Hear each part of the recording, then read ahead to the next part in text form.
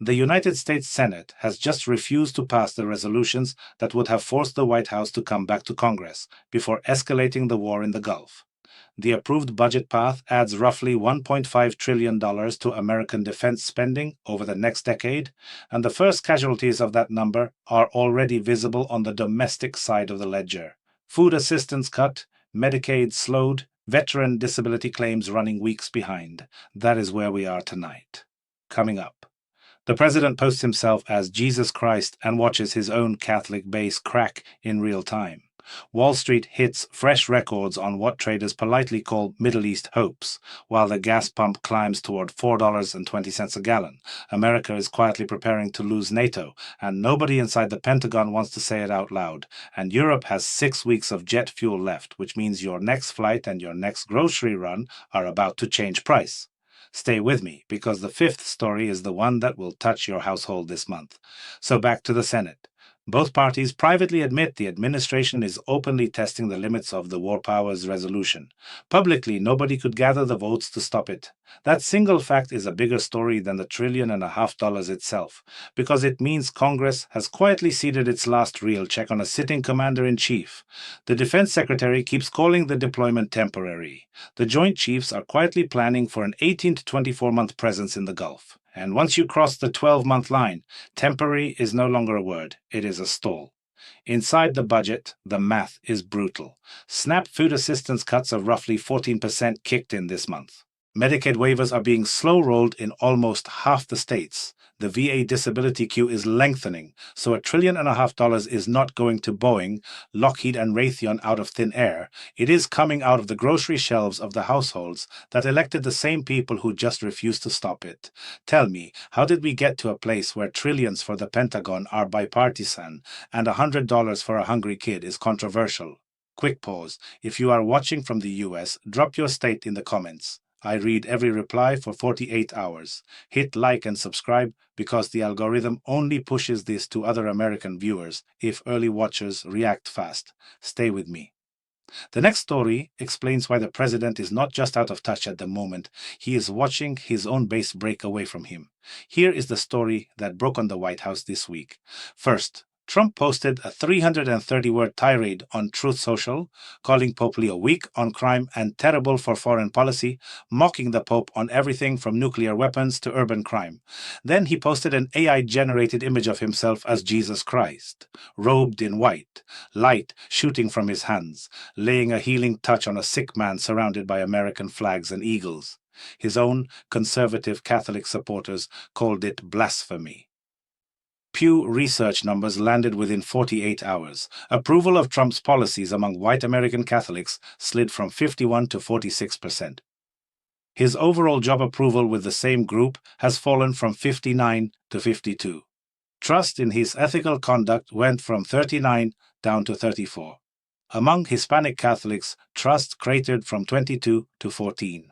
70 million Catholics are one of the great swing blocks in American politics. The real danger for Republicans is not that Catholics flip Democratic, it is that they stay home in November. Small drops in turnout in Pennsylvania, Wisconsin, or Arizona can flip the House.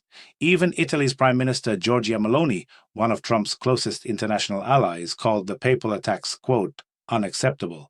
His former national security advisor John Bolton put it on CNN. Trump is in a state of panic. He does not see an exit. Whatever the clinical label, the political physics are unmistakable. Now the story nobody on cable news is naming.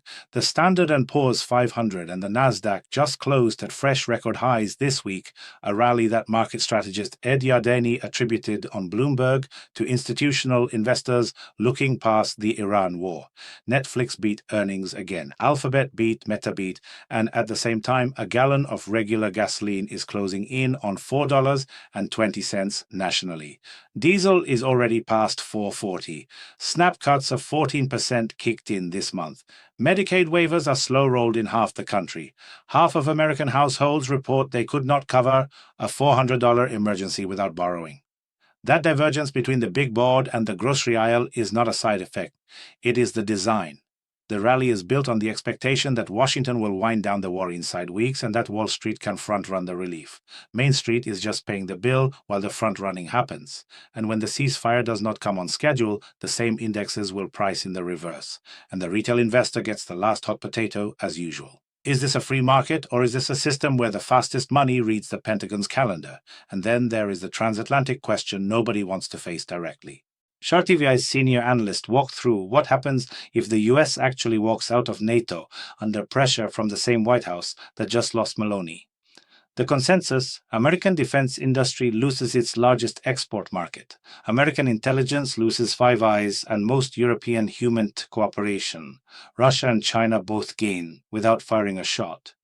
Meanwhile, Europe is quietly rebuilding its own rearmament planning in Brussels, with the UK, France, Poland and Germany anchoring what officials are calling a post-US security architecture.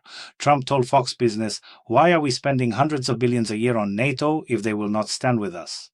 That is not a negotiating position, that is a first draft of divorce papers. The US does not lose NATO in a day. But the trajectory is now visible, and every European capital is already quietly planning for a post-American alliance. Now, the one that will land on your kitchen table this month.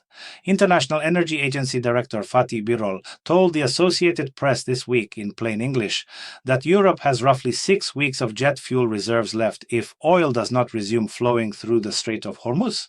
His exact words: "This may be the worst energy crisis we have ever seen."